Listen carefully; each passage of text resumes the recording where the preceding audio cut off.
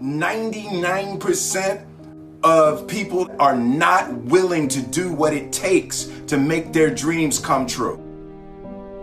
The Marines have a saying, everybody wants to go to heaven, but nobody wants to die. The center of bringing any dream into fruition is self-discipline. You know, something as simple as food and eating. It's not about your body as much as it is about your mind. It's getting command of your mind to be able to choose actions that are in your own best interest. Every day we are choosing shit that's not in our own best interest. So if the world is attacking you and the world wants to fight you and the world's trying to hold you down, so you're gonna kick yourself in the balls? So you're gonna stop yourself from getting what you dream. And I think the word discipline has kind of gotten a bad name. We think about it in terms of punishment.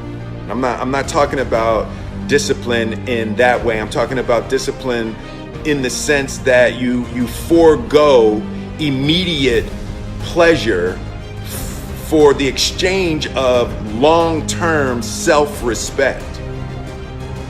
I believe that self-discipline is the definition of self-love.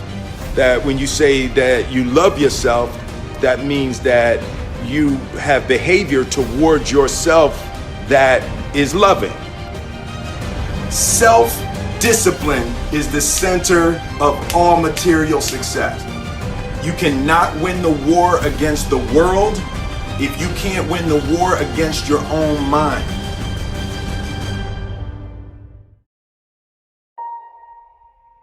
Self-love is when you say to yourself, oh, man, look, I know you and that girl got a real connection. I know y'all vibe, but that's your girl's cousin. So I love you too much to let you do that. It's like you say to yourself, hey man, look, I know you want to eat that pizza and it'll be really good, you know, but I can't let you eat that, man, because if you eat that pizza, you're going to feel like shit, you know, and I love you too much to let you eat that.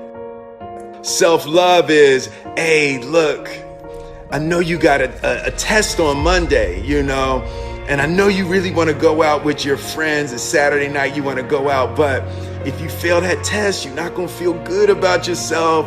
You know, I love you too much to let you go out tonight. Self-discipline is self-love. If you want to be happy, you have to love yourself, which means you have to discipline your behavior. The road to sustained happiness is through disciplining your behavior. We tend to base our self-esteem on what other people think. And that's not really self-esteem. Self-esteem is supposed to be how we feel about ourselves. And I was just saying how dangerous it is to allow other people to determine how you're going to feel about you. And it's kind of like looking into a broken mirror. You're going to look in a broken mirror and then change your face to try to look good in this defiled, busted, broken mirror. And it just, other people's opinions is a really way to determine how we feel about ourselves.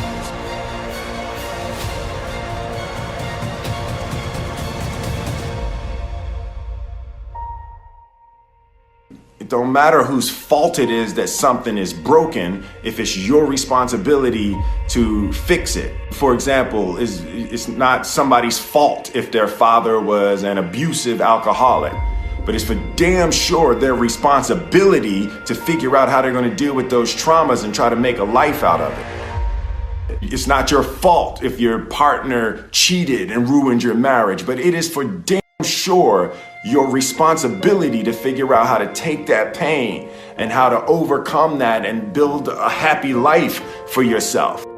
Fault and responsibility do not go together. It sucks, but they don't. When something is somebody's fault, We want them to suffer. We want them punished. We want them to pay. We want it to be their responsibility to fix it, but that's not how it works, especially when it's your heart. Your heart, your life, your happiness is your responsibility and your responsibility alone. As long as we're pointing the finger and stuck in whose fault something is, we're jammed and trapped into victim mode. When you're in victim mode, you are stuck in suffering. The road to power is in taking responsibility.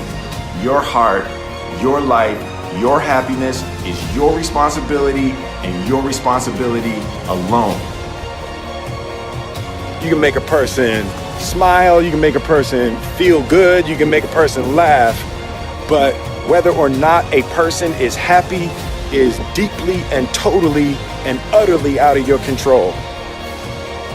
The prerequisite for spending time with any person is that they nourish and inspire you. They feed your flame. Look at your last 5 text messages. Are those people feeding your flames or dousing your fire? Put your phone down for just a second and look around. Look to the people around you. Are those people throwing logs on your fire or are they pissing on it?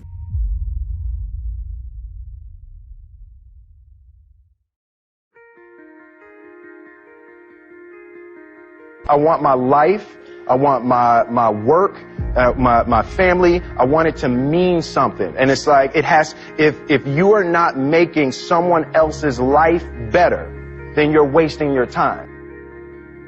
The separation of talent and skill is one of the greatest misunderstood concepts for people who are trying to excel, who have dreams, that want to do things. Talent you have naturally. Skill is only developed by hours and hours and hours of beating on your craft.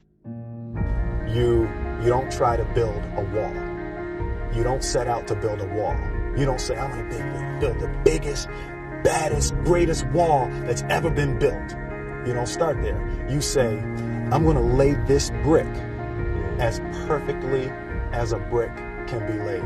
There will not be one brick on the face of the earth that's going to be laid better than this brick that I'm going to lay in this next 10 minutes. And you do that every single day. And soon you have a wall. And soon you have a wall. And I think psychologically, the advantage that gives me over a lot of people that I have been in competition with in different situations is it's difficult to take the first step when you look how big the task is.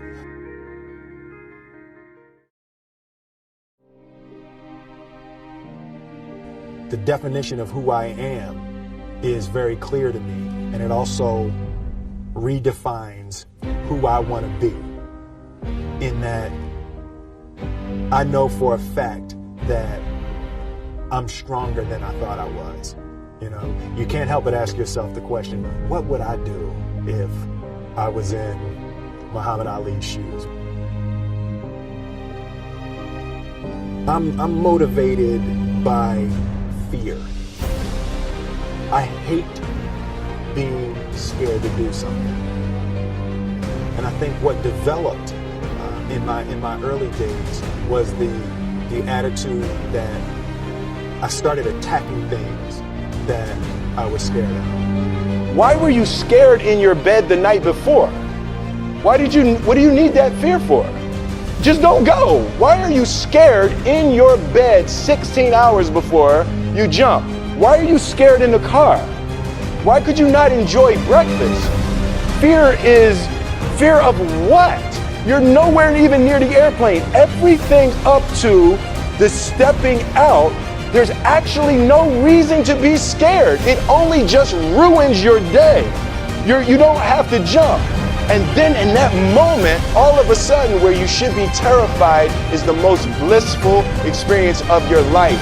And God placed the best things in life on the other side of terror.